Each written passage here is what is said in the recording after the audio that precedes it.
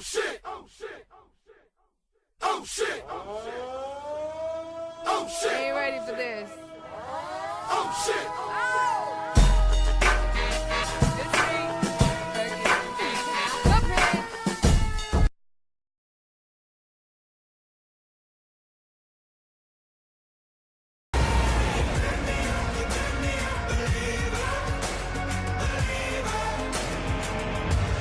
So I went into this movie hype. I am on a mystery kick right now. But it's not even just right now because I fucking love mysteries. Sherlock Holmes, RDJ, and Jude Law, of course, because what am I, some kind of nerd? Yes. And I just recently got into and very quickly finished American Vandal, which was awesome, by the way. Big recommendation. If you haven't seen it, do it. So I was very, very excited to watch this movie. And I gotta say, for the most part, it did not disappoint. Starting with the acting, fantastic. The entire cast, all-star cast by the way, did an incredible job. Hercule in particular, I am absolutely in love with. I love the character. I don't know your name, I'm sorry, but you did an amazing job. Fascinating. I loved every second of him. They all demonstrated amazing acting prowess. The emotions, the raw kinetic energy, it was all evident and overwhelming. It was awesome. The acting, top notch. If nothing else, the acting was just awesome. But at the same time, it's kind of a double-edged sword. So we spend so much time getting to know Hercule and caring about him and really getting his character down that we lose time with all of the suspects on the train. And that's a problem because they end up coming off as really, really one-dimensional. You know, Penelope Cruz is religious. Daisy Ridley is like the witty every girl. Leslie Odom Jr. is like, I'm a doctor. He's a doctor. Willem Dafoe is like, I'm racist and German and a professor of something. And like, they were really the only ones that got a lot of love. Like, there was a Hispanic guy who, like, yeah, he was nice, I guess. I don't know. A lot of the people didn't really.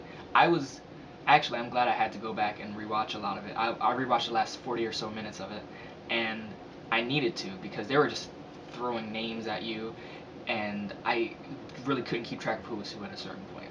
But that was just because there were so many characters and so little time. It's a very, very short movie. So little time to kind of get to know each and every one of them as much as you would want to, and you kind of need to in order to really care and find yourself really diving into this mystery. The pacing was fantastic. Like I said, the movie's really short, so it flies by. I was like glued to my seat the entire time. It's funny when it needs to be. It's very dramatic, a lot, and it's emotional. The pacing, you know, I have no complaints about the pacing. The biggest downside to this movie is that there is no way you're going to be able to guess who the murderer is. There's no way. Because they don't allot enough time.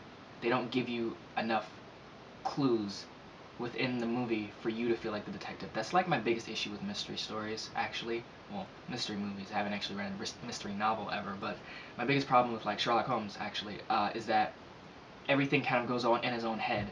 And this movie does a lot better than those movies did with the mystery element, but at the same time, you won't be able to guess, like, you won't be able to give an honest guess who you think it is. You can make your personal guess like I did, and I really thought I was right at a certain point, but, you know, I highly doubt, it's really improbable that you're going to be able to see where that's going. And I don't know if everyone's going to have an issue with that, but I personally did, because I like mysteries, because I like to play along with it. Otherwise, it just feels like another movie. The third act really is when stuff begins to unravel and, like, downgrade in quality severely.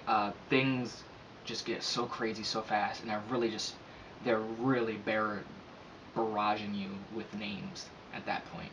Then they're like, Daisy, Sophia, Mary, Aaron Burr. Like, they're really just, like, throwing names at you nonstop. And combined with, like, the emotion and general confusion and Hercule's accent, they all talk so fast. It's hard to keep up. I really recommend, if you see this movie, see it at least twice to fully digest everything, because otherwise I'm pretty sure it's very easy to miss a lot of things. So third act is like very, very shaky. So in general, I really, really loved it. It had great pacing. The cast was excellent, even though they were underutilized. The characters, Hercule was, I loved. He's like an incredible protagonist. I really, really loved him. And you know, flaws and all, I think this is a very satisfying time at the movies, especially if you're interested in something that's not your average story. You know, a mystery. It's a classic story, but I never knew anything about it beyond the name before I saw this.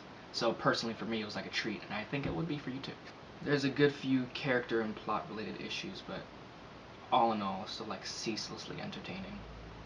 And despite all its flaws, I still think it's really cool to watch, you know, everything unfold and decay as it does.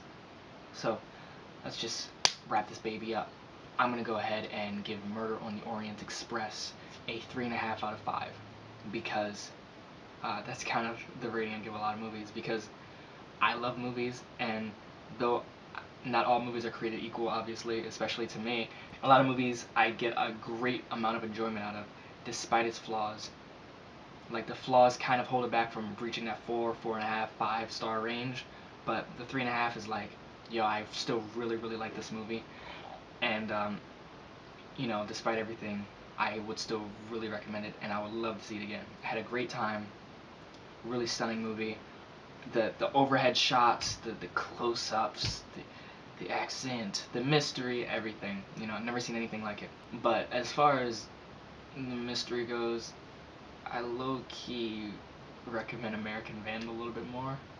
A little bit, even though it's like about dicks, because that one you can actually, it's hard, but you might be able to figure out who did it.